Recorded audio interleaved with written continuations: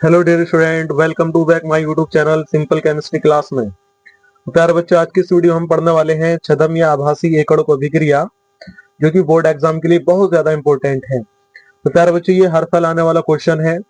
ठीक है, ये हर साल शॉर्ट में, लॉन्ग में भी आ जाती है। ठीक है, इसको कहते हैं छद्म या आभासी एकड़ों अभिक्रिया, यानी प्रिसिड्यू यूनिमोलिकुलर रिएक्शन, इंग्लिश में बोलते हैं इसको। ठीक है, तो ये क्वेश्चन आएगा, तो आप लिखकर किस तरीके से आएंगे।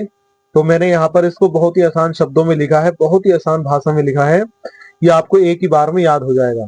तो वीडियो को लास्ट तक देखते रहिए। ठीक है, तो चलिए वीडियो को स्टार्ट करते हैं।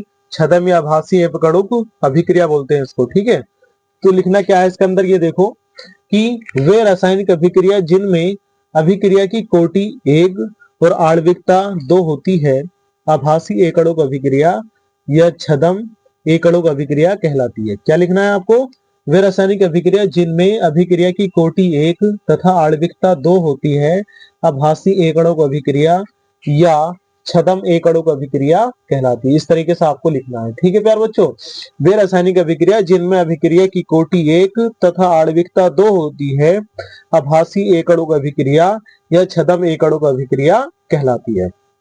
तो यहां मैंने एक बात बोली है कि कोटि कितनी होगी? 1 होगी, और आणविकता कितनी होगी? 2 होगी प्यारे बच्चों। ठीक है, यदि आप कोटि और आणविकता के बारे में पढ़ना चाहते हैं तो इससे पहले मैंने एक वीडियो बना रखा है, अभिक्रिया के कोटि और अभिक्रिया की आणविकता। ठीक है, तो मैंने वो वीडियो बना दिया है, और उस वीडियो को देख ही जाकर बहुत मैंने डिटेल में कोटि और अभिक्रिया की आणविकता को वहां समझा रखा है। ठीक है, तो वहां से आपको कोटि और आणविकता समझ में आ जाएगा। तो यहाँ आप ये समझो कि वह रासायनिक अभिक्रिया जिसमें अभिक्रिया की तो कोटि 1 होती है लेकिन आणविकता 2 होती है। ठीक है, तो आभासी एकड़ों अभिक्रिया कहलाती है। ठीक, तो इसके लिए मैंने यहाँ पर एग्जाम्पल दिए हैं। एग्जाम्पल बहुत आसान है। देखिए, शुगर है, एग्जाम्पल हम समझेंगे बहुत ही आसान तरीके से। मैंने एग्जाम्पल दिए हैं यहाँ पर, इसको ये देखिए, मैंने यहाँ पर लिखा है एग्जाम्पल, यानी कि उदाहरण नंबर 1, शुगर का अम्लीय माध्यम में जल अपघटन। प्यारे बच्चों, शुगर का अम्लीय माध्यम में जल अपघटन, यानी कि जो शुगर होती है, चीनी होती है, उसका अम्लीय माध्यम में जल अपघटन। ठीक है, तो माध्यम क्या लेना है आपको? अम्लीय लेना है, उसका आपको जल अपघटन करा देना है, जल अपघटन करा देना है। और आप देखेंगे जैसा आप इसका जल अपघटन कराओगे तो अभिक्रिया की कोटि वो 1 आएगी, जो आणविकता है वो 2 आ जाएगी। तो इस तरीके से ये जो रिएक्शन है, ये एकड़ों अभिक्रिया, ठीक है, आभासी एकड़ों अभिक्रिया कहलाएगी। ठीक, तो देखिए यहाँ पर मैंने लिया है शुगर C12H22O11।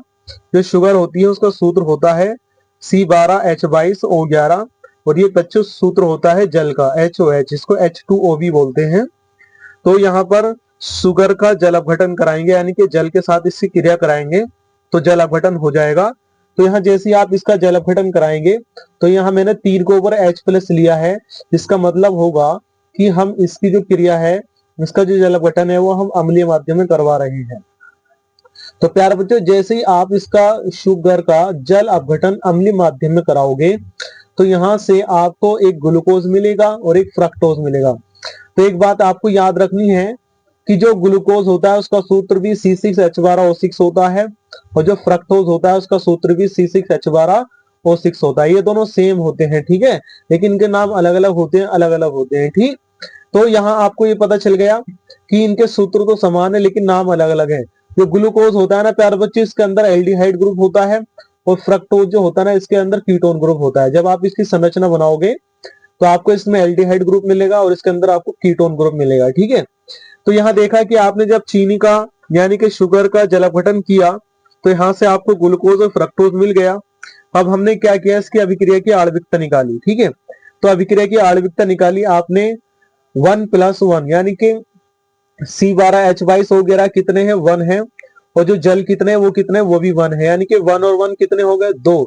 तो अभिक्रिया की आणविकता कितनी आएगी प्यारे बच्चों? 2 आ गई है। इस तरीके से अब हम इसकी कोटि निकालेंगे, अभिक्रिया की कोटि हो जाएगी 1+0। ठीक है, तो यहाँ मैंने 0 रखा है, और 0 मैंने इसलिए रखा है कि प्यारे बच्चे यहाँ जो जल है ना, जल जो होता है, अभिक्रिया की दर जो होती है वो जल की सांद्रता पर निर्भर नहीं करती है, इसलिए हमने शुगर की जगह 1 रख लिया है और जल की जगह आपने 0 रख लिया है। ठीक है, जब 0 को 1 के अंदर जोड़ोगे तो कितना आ जाएगा, 1 आ जाएगा। तो यहाँ से पता चल गया कि जो अभिक्रिया की आणविकता वो 2 आई है और जो अभिक्रिया की कोटि है प्यारा बच्चों वो 1 आई है। तो इस तरीके से आपने देखा कि जो रिएक्शन है इसमें अभिक्रिया की आणविकता 2 है और कोटि कितनी है, 1 है। तो ये जो अभिक्रिया है ना, इसे हम कहेंगे छदम या आभासी एकअणुक अभिक्रिया प्यारे बच्चों। अब हम पढ़ने वाले हैं दूसरा एग्जाम्पल। ठीक है, दूसरा एग्जाम्पल को फिर ध्यान से देखिए, वो भी बहुत आसान है। देखिए यहाँ मैंने लिखा है एस्टर का अम्लीय माध्यम में जल अपघटन। ठीक है, एस्टर जो होता है ना प्यारे बच्चों, एस्टर का जनरल सूत्र होता है RCOOR। ठीक है, तो एस्टर का अम्लीय माध्यम में जल अपघटन, तो इसका भी आपको जल अपघटन कराना है। किस माध्यम में है, अम्लीय माध्यम में जल अपघटन कराना है। ठीक है, तो यहाँ देख लीजिए, यहाँ CH3COO2H5 लिखा है मैंने और ये जल लिखा है। ठीक है, तो जैसे ही आप इसका अम्लीय माध्यम में जल अपघटन कराओगे, इसे बोलते हैं प्यारे बच्चों इथाइल एसीटेट। क्या बोलते हैं इसको, इसका नाम होता है इथाइल एसीटेट। ठीक, और इसका नाम होता है वाटर। ठीक, तो जैसे आपका अम्लीय माध्यम में, इसको अगर आप H+ लिख लेना, इसका जैसे आप अम्लीय माध्यम में जल अपघटन कराओगे तो यहाँ से आपको एक तो मिलेगा CH3COOH यानी कि एसिटिक एसिड, प्लस दूसरा मिलेगा C2H5OH। क्या मिलेगा, दूसरा मिलेगा C2H5OH, जिसे बोलते हैं इथाइल एल्कोहल प्यारे बच्चों। ठीक है, तो CH3COO2H5 plus HOH equal to CH3COOH plus C2H5OH। तो इसका नाम है एसिटिक एसिड और इसका नाम है इथाइल अल्कोहल। तो अब हम क्या करते हैं, इसकी हम कोटि निकालेंगे और इसकी आणविकता निकालेंगे। तो जैसे चलिए हम इसकी सबसे पहले आणविकता निकाल लेते हैं। तो आपको यहाँ लिखना है अभिक्रिया की आणविकता 1+1, यानी कि जो इथाइल एसीटेट है इसके कितने अणु हैं, 1 है, और जो जल है उसके भी कितने अणु हैं, 1 है। तो 1+1 हो जाएगा बराबर 2 आ जाएगा। ठीक है, तो आपने देखा कि अभिक्रिया की आणविकता 2 है। अब हम क्या करेंगे, अब हम क्या करना है इसके साथ आपको कि अभिक्रिया कोटि निकालनी है। ठीक है, अभिक्रिया कोटि 1+0 हो जाएगी। अभिक्रिया कोटि कितनी हो जाएगी, अभिक्रिया कोटि हो जाएगी 1+0। तो प्यारे बच्चों मैंने यहाँ पर 0 रखा है क्योंकि ये जो इथाइल एसीटेट है इसका मान 1 है, क्योंकि ये एक अणु है इसमें। लेकिन जल जो है ना, जल की जगह आपने क्या रख लिया, यहाँ पर 0 रख लिया।